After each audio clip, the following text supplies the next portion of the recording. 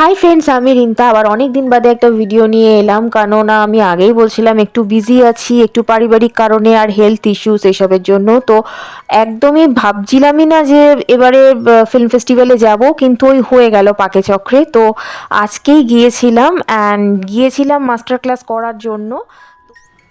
এবছর ছিল 30তম কলকাতা আন্তর্জাতিক ফিল্ম ফেস্টিভ্যাল। তো এই চলচ্চিত্র উৎসবে আমি শুধুমাত্র আজকের দিনটাই গিয়েছিলাম আর নন্দনে দেখে নিয়েছিলাম পরপর দুটো ছবি, একটা সাউথ কোরিয়ান মুভি জ্যাংসন এবং অপরটি পর আমর, একটি ফ্রেঞ্চ মুভি। আসলে আমি গিয়েছিলাম মাস্টার ক্লাস করতে, কিন্তু নন্দন চত্বরে তো দেখলাম শুধু সেমিনার হচ্ছে, মাস্টার ক্লাস তো আমি খুঁজে পেলাম না। এখন আমি রয়েছি নন্দনে, আর 30তম কলকাতা ফিল্ম ফেস্টিভ্যালে এবছর আমার আসা হলো শেষ পর্যন্ত। আজকেই প্রথম দিন এসেছি, এরপর জানি না আসা হবে কি না। শরীরটা একদম ভালো না। তো আমি এখানে এখন একটা সাউথ কোরিয়ান মুভি দেখলাম, আর এরপরে চলে যাব মাস্টার ক্লাসে। আর এটা ছিল নন্দন ওয়ানের ভেতরটা। সিনেমা চলাকালীন ভিডিওগ্রাফি ফটোগ্রাফি করা যায় না স্ক্রিনের, এবং যখন চলে না সিনেমা তখন করা যায় ভিডিও। তো অনেক দিন বাদে আবার নন্দন ওয়ানে গেছিলাম, একটু ভিডিও করলাম। আর এরপর গিয়েছিলাম শিশির মঞ্চে, যেখানে সেমিনার চলছিল intolerance, global justice and media নিয়ে প্রফেসর সেবাস্টিয়ান ম্যাফিটনের। ভিডিওতে দেখা যাচ্ছে ফেলিসিটেশন চলছে, আর যিনি বক্তা ছিলেন তিনি কিন্তু খুব অসুস্থ ছিলেন, ইটালি থেকে আসতে পারেননি, তাই পুরো সেমিনারটা অনলাইন হয়েছিল। Professor Supriya Chaudhary, very eminent academician and speaker. Professor Ashok Vishwanathan,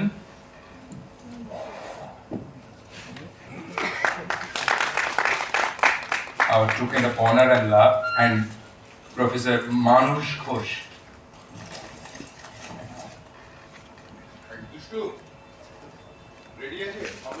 And we don't want to forget to felicitate our chairperson, Honorable Chairperson Sri Gautam Ghosh.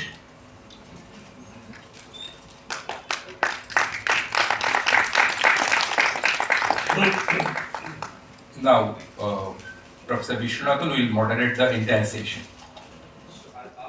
সেমিনারটা আমার সেরকম ভালো লাগলো না, তাই পুরোটা শেষ না করেই আমি বেরিয়ে পড়লাম। আর নন্দন চত্বরেই পেয়ে গেলাম সেই লিভিং স্ট্যাচুর দেখা গোপাল মণ্ডলের। প্রতি বছর উনি এইভাবেই লিভিং স্ট্যাচু হয়ে সবাইকে মজা দেন, আনন্দ দেন। তারপর 4:30 থেকে সেই ফ্রেঞ্চ মুভিটা পর আমর দেখলাম, এটা বেশ ভালো লেগেছে। আর এছাড়াও নন্দন চত্বরে এত সেলফি জোন করা হয়েছিল, সেখানে টুকটাক ছবি তুলে বেশ কিছু চেনা জানা আমার কলিগ, আমার সহকর্মীদের সঙ্গে দেখা হলো। কিন্তু ওই যে শুটিং না থাকলে আমি তাদের সঙ্গে ছবি তোলা পছন্দ করি না, তাই একা গেছি, একা একাই ভিডিওটা করলাম। আর আমার ভিডিওতে আমাকেই দেখো, এটাই যথেষ্ট। আর পরপর বেশ অনেক বছর হলো তোমরা জেনেই গেছো যে আমাদের শহরে চলচ্চিত্র উৎসব কিন্তু একদম ফ্রি, কোনো টিকিট মূল্য লাগে না। হ্যাঁ, যেহেতু সংরক্ষিত আসন, একটা লিমিটেড সিট থাকে প্রত্যেকটা হলে, তাই একটা ফ্রি পাস তুলতে হয়, কিন্তু এর জন্য কোনো টিকিট বাবদ মূল্য লাগে না।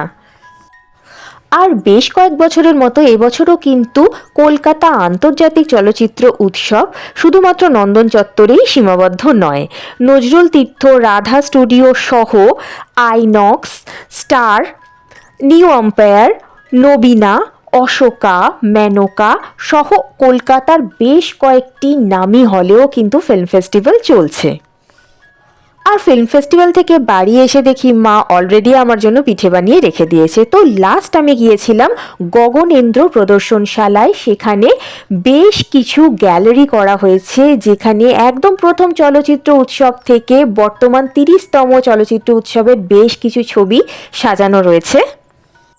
এই 30তম কলকাতা আন্তর্জাতিক চলচ্চিত্র উৎসব শুরু হয়েছে গত 4 ডিসেম্বর থেকে আর চলবে 11 ডিসেম্বর পর্যন্ত। তো যারা যারা এখনও যাওনি, মিস করো না, এর মধ্যেই একদিন ঘুরে এসো। অনেক ভালো ভালো ছবি রয়েছে, স্কেডিউল তোমরা হলেই পেয়ে যাবে। তো আজকের জন্য এইটুকুই। ভিডিও ভালো লাগলে অবশ্যই কমেন্ট করে জানিও, খারাপ লাগলেও জানিও, আর ভালো লাগলে প্রচুর শেয়ার করে আমার চ্যানেলে সাবস্ক্রাইবার বাড়িয়ে দিও। আজকের জন্য এইটুকুই, টাটা। সবাই খুব ভালো থেকো, আর আমিও যাতে খুব তাড়াতাড়ি সুস্থ হয়ে উঠি তার জন্য প্রে করো।